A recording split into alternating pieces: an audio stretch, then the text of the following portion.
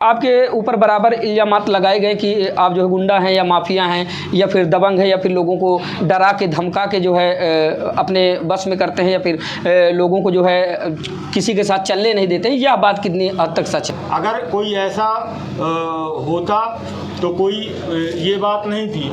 और सबसे पहला मैं ये कहना चाहता हूँ कि राजनीतिक रूप में हम लोगों के ऊपर हमेशा यही गुंडे माफिया जो आज चोला पहन के घूम रहे हैं। मेरे मामा की हत्या बड़े मामा की करवाई गई, मेरे छोटे मामा की हत्या करवाई गई। इसके बाद कुछ साजिश तहत हमारे ऊपर राजनैतिक, क्योंकि हम लोगों का बहुत सीधा साधा परिवार था, राजनैतिक उसमें हमारे ऊपर मुकदमे लगते रहे हैं और कोर्ट ने बरी भी किया। मैंने किसी को एक थप्पड़ एक गाली तक नहीं दिया, हमने कोई ऐसे शब्द का प्रयोग नहीं किया। ठीक है, आप कह रहे हो, जनता तो नहीं कह रही है। जनता इसका जवाब आपको वोटिंग के बाद होगा जी। उस बार चुनाव हुआ प्रधानी का, तो आप लोगों ने पूरा षड्यंत्र रचा, लेकिन उसमें भी कुछ नहीं। जनता का आशीर्वाद रहा कि इतनी बड़ी वोट से जिताया कि इतिहास में कोई प्रधानी यहाँ से नहीं जीता था। 2000 के लगभग वोट से जीता, इतिहास में कोई नहीं जीता। तो आपका आशीर्वाद प्यार हमेशा मिलता रहेगा। मैं आप लोगों के उसमें अपेक्षाओं में खरा उतरता रहूँगा और ये विश्वास दिलाता हूँ कि आने वाले समय में आप निडर होकर चुनाव जिताइए। और चुनाव आप लड़ रहे हैं, मैं नहीं लड़ रहा हूँ। कौन सा प्रत्याशी है या फिर ऐसा कौन सा प्रतिद्वंदी है जिससे कि आपको लगता है कि ये मेरे समकक्ष है या फिर इससे मुझे फाइट करनी चाहिए या फिर यह मुझसे आगे जा सकता है या फिर ये मेरी बराबरी पे है?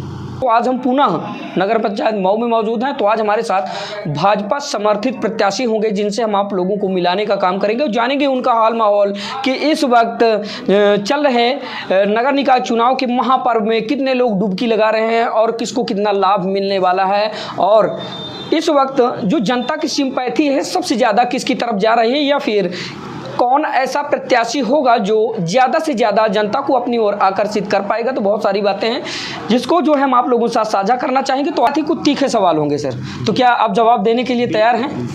तो वो सारे सवालात भी हम आप लोगों को समझ रखते हैं। जैसा कि आप लोगों ने देखा होगा कि कई बार एक दूसरे पर दोषारोपण किए जाते हैं, इल्ज़ाम लगाए जाते हैं, तो उन बातों को भी इनके सामने रखते हैं। दरअसल ये उस बात को कितना स्वीकारते हैं या फिर नाकारते हैं या फिर किस नज़रिए से देखते हैं, या फिर इनको क्या लगता है कि लोगों के द्वारा कही गई भ्रामक बातें हैं वो, या फिर उसमें कुछ सच्चाई भी है।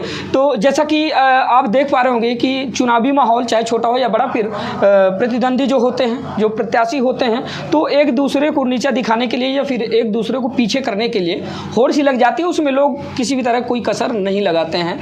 तो ऐसे में सबसे पहला जो तीखा सवाल मेरा होगा ये होगा कि ऐसा कौन सा प्रत्याशी है या फिर ऐसा कौन सा प्रतिद्वंदी है जिससे कि आपको लगता है कि ये मेरे समकक्ष है या फिर इससे मुझे फाइट करनी चाहिए या फिर यह मुझसे आगे जा सकता है या फिर ये मेरी बराबरी पे है?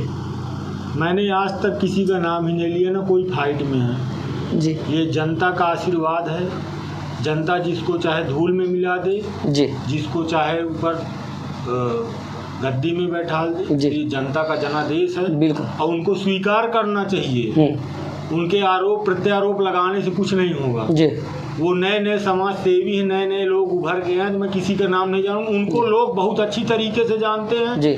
बहुत से नए आ गए हैं चोला पहनकर, तो मैं उन लोगों का नाम नहीं लेना चाहता हूँ। वो उनका काम है दोषारोपण करना, बिल्कुल बिल्कुल, फैसला करना। जनता जज है, जनता बिल्कुल जैसा कि आपने कहा किसी के नाम लेने की ज़रूरत भी नहीं है, क्योंकि ये बात सिर्फ आप अपने मुखार बिंदुओं से उसको जो है स्पष्टीकरण कर सकते हैं कि इस बात में कितनी सच्चाई है। हालांकि मैं भी चाहूँगा कि किसी का नाम ना लिया जाए, तो फिर कौन क्या कहता है वो भी देखते होंगे, तो उनको भी एहसास होगा कि मेरे द्वारा कही गई बातें कितनी सत्य है या फिर लोग किस तरह से उसको खारिज करें। वहीं पर सर जो सबसे बड़ा अहम जो तीखा सवाल है वो शायद आपके जहन में भी आ गया होगा या फिर लोग बाग सोचते भी हैं। तो जैसा कि आपके ऊपर बराबर इल्ज़ामात लगाए गए कि आप जो है गुंडा हैं या माफिया हैं या फिर दबंग हैं या फिर लोगों को डरा के धमका के जो है अपने बस में करते हैं या फिर लोगों को जो है किसी के साथ चलने नहीं देते हैं, यह बात कितनी हद तक सच है? ये सब फर्जी मनगढ़ंत और एकदम मनगढ़ंत है जी।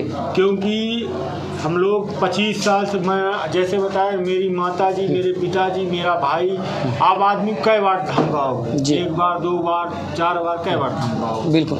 तो एक चीज़ ये रहा कि जैसे यहाँ पे लोग तमाम भ्रांतियाँ डालते रहे हैं, मेरे द्वारा ऐसा कोई कार्य यहाँ पे नहीं किया गया, ना लोगों को धमकाया गया, न डरवाया गया। और अगर धमकाया डरवाया गया होता, आज योगी सरकार है, आप देख रहे हैं, चाहे वो भाजपा के लोग हों, चाहे सपा के लोग हों, चाहे बसपा के लोग हैं, सब अपने घर में घुसे बैठे हैं। अगर कोई ऐसा होता तो कोई ये बात नहीं थी।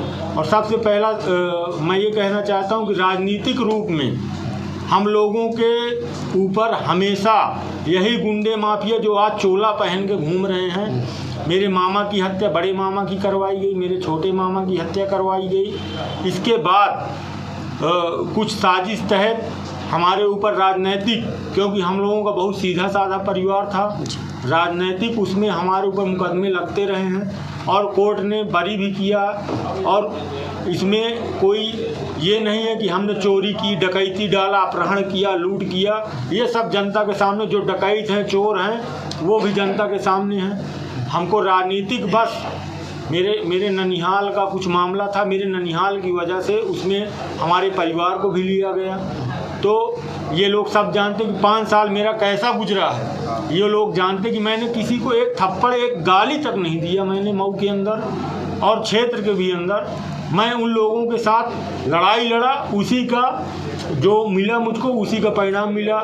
जैसे कुछ लोग तमाम अफवाह फैलाएं तो ये बिल्कुल गलत है, निराधार है। वही लोग ज़मीन कब्जा किए, वही लोग सब किए, हमारा कोई इससे लेना देना नहीं है। ये सब बिल्कुल फर्जी है। ये मेरी पर्सनल है कि मैंने एक भी ऐसा कोई गलत काम नहीं किया कि उन लोगों को मेरे द्वारा शोषित किया गया, कुछ किया गया। वो जनता आज उनका प्यार दुलार आपको दिख भी रहा है। तो ये सब एक मनगढ़ंत कहानी है। एक मनगढ़ंत वो है लोगों को कि डराएं धमकाएं। आज की डेट में बताइए, कोई किसी से डरता है? बगल में थाना है, बगल में चौकी है और मऊ केंद्र है, आदमी स्वच्छ है। और तमाम तरह के आरोप प्रत्यारोप मेरे ऊपर लगाते रहे, जांच भी हुई, ऐसा कोई भी साक्ष्य नहीं दे पाए। ये पूरा एकदम निराधार है। आप यहाँ पे जाइए, व्यापारी भाई हैं, उनसे आप बाइट लीजिए, क्या क्या कभी मैंने उनको डरवाया, धमकाया, या आम कोई गरीब जनता है या और कोई, उनसे आप जाके पूछिए इनके कहने से क्या होता है। ये तो प्रत्याशी हैं, ये तो आरोप प्रत्यारोप करेंगे ही, क्योंकि ये दूध के खुद धुले हुए नहीं हैं। तो उनका कहना काम है, मैं उनको और कुछ नहीं कहना चाहता। वो अपना काम करें, हमको अपना काम करने दें, जनता के बीच में जाए, अपना मुद्दा बताएं और चुनाव लड़ें। अब आज आ गए तो ये बता रहे हैं फलाना ठिकाना, ये हो गया, वो हो गया, तो इससे काम नहीं चलने वाला। आप जाके वहाँ पे अपने मुद्दे रखिए कि आपने क्या समाज में किया है, इसके ऊपर आपने क्या सहयोग किया, उसको जाके बताएं। अब आप जाके वहाँ लिखित रूप पे एक मनगढ़ंत कहानी फर्जी आईडी बना के डाल रहे हो, ये कर रहे हो। अरे वो पढ़े लिखे लोग नहीं हैं, गरीब लोग हैं। आप पढ़े लिखे हो, आपके दिमाग है, उनके नहीं है, उनके हृदय हैं। हृदय जो स्वच्छ है, तो उस स्वच्छ हृदय से आप लोग नहीं निकाल सकते हो। आप लोग अपने में पूरा संगठन बनाए रहिए। अब आप लोग देखे भी हैं, अगला जो बाइट हुआ था, हम खड़े होके हंस रहे थे, हम कुछ बोले नहीं। ठीक है, आप बोल रहे हो, आप बोलो, क्योंकि आपका बोलना काम है। हमने कोई ऐसे शब्द का प्रयोग नहीं किया कि ठीक है आप कह रहे हो, जनता तो नहीं कह रही है। जनता इसका जवाब आपको वोटिंग के बाद होगा जी। उस बार चुनाव हुआ प्रधानी का, तो आप लोगों ने पूरा षड्यंत्र रचा, लेकिन उसमें भी कुछ नहीं। जनता का आशीर्वाद रहा कि इतनी बड़ी वोट से जिताया कि इतिहास में कोई प्रधानी यहाँ से नहीं जीता था। 2000 के लगभग वोट से जीता, इतिहास में कोई नहीं जीता। तो आपका आशीर्वाद प्यार हमेशा मिलता रहेगा। मैं आप लोगों के उसमें अपेक्षाओं में खरा उतरता रहूँगा और ये विश्वास दिलाता हूँ कि आने वाले समय में आप निडर होकर चुनाव जिताइए। और चुनाव आप लड़ रहे हैं, मैं नहीं लड़ रहा हूँ, और मैं आपके साथ हूँ। हाँ, अगर लोग मुझको गुंडा माफिया कहते हैं, अच्छी बात है, तो मैं गरीबों के लिए नहीं हूँ। उनको कोई परेशान करेगा, उनको धमकाएगा, उनको उनका हरेसमेंट करेगा, तो मैं उनके साथ आऊँगा। चाहे वो मुझको उसके लिए जो भी वो देना चाहें उपाधि, वो उनका काम है। अब मैं उनके साथ में हूँ। और आज तक जितनी भी यहाँ पे बहन बेटियाँ रही हूँ या गरीब रही हूँ, चाहे जिस जात की रही हूँ, वो मुझसे आज तक मैंने मुस्कुराने के अलावा उन लोगों से कभी एक गुस्सा में बात नहीं किया, क्योंकि मैं उन्हीं के बल पे हुआ, नहीं तो मुझको यहाँ मऊ से तो ख़त्म कर दिया जाता। जब मैं 17 साल का था तो यहाँ से हमको घर और बेच के जाना पड़ता, लेकिन इन गरीबों ने हमारा सहयोग किया। उन लोगों ने कहा कि यहाँ आपको रहना, हमारी लड़ाई लड़नी है और हम उनकी लड़ाई लड़ेंगे जब तक ये जीवन है, उनके लिए समर्पण है। और हारना जीतना ऊपर वाले के हाथ में, इनके हाथ में है। और उनको कहता हूँ बिल्कुल मत डरो, मैं हारूं या जीतूं, मैं इतना सक्षम हूँ कि मैं आपके लिए लड़ाई लड़ता रहूँगा और लड़ूंगा, मैं कभी आपको छोड़ के नहीं जाऊँगा। चलिए ठीक है। तो इस तरह से आज हमने आपको भाजपा समर्थित प्रत्याशी अमित द्विवेदी जी से मिलाया। तो आपने सुना कि इनसे हमारे कुछ मीठे सवाल और कुछ चुनाव संबंधित सवाल, कुछ तीखे सवाल भी हुए, तो जिसका जवाब इन्होंने बड़ी बेबाकी से दिया। और वो सारे सवाल आप लोगों ने सुने। साथ ही अभी इनसे हम अपील करवाना चाहते हैं कि ये अपने नगर पंचायत की जो जनता है, जो आपके नगर पंचायत की जनता है, तो लास्ट में चलते चलते उनसे क्या अपील करना चाहेंगे आप? यही कहना चाहते हैं कि बस आशीर्वाद अपना बनाए रखें। और आप सब जानते हैं मैं आपको प्रणाम करता हूं, और ये जब तक जीवन है मैं आपका ऋणी रहूंगा, क्योंकि एक गुमनाम नाम को, क्योंकि बहुत भयावह स्थिति हमारे ऊपर विपत्ति आई थी। मामा दो थे, मेरी माताजी का भी देहांत हुआ, मेरे पिताजी एक सदमे में थे, मैं भी छोटा था, मेरा भाई भी छोटा था, लेकिन आप लोगों ने हमको एक नाम दे दिया। आज अमित नाम लोग जानने लगे, तो मैं आपके ऋण से कभी ऊपर नहीं जा सकता। मैं आपके नीचे हमेशा रहूँगा और आपके लिए जीऊँगा, आपके लिए मरूँगा। मैं आपको प्रणाम करता हूँ। आप अपना आशीर्वाद बनाए रखें, अपना धैर्य बनाए रखें, और आने वाला समय आपके लिए बहुत अच्छा होगा। ये मेरा पूरा प्रयास रहेगा। जो भी कार्य मैं नहीं कर पाया तो उसके लिए मैं आप लोगों से एक गुजारिश ये करूँगा कि बस अब ये समय आ गया है कि भाजपा सरकार ने एक मुझको सेवक के रूप में आपके बीच में उतारा है, और क्योंकि सरकार है यहाँ पे यूपी गवर्नमेंट की और केंद्र में भी, तो मैं आपके जितने भी मुद्दे होंगे, जितने वो मैं आपके अपने द्वारा और अपने यहाँ प्रतिनिधियों के द्वारा पहुँचाता रहूँगा, और आपके सारे कार्य पूर्ण होंगे, पूरा विश्वास दिलाता हूँ और आपको प्रणाम करता हूँ। चलिए ठीक है।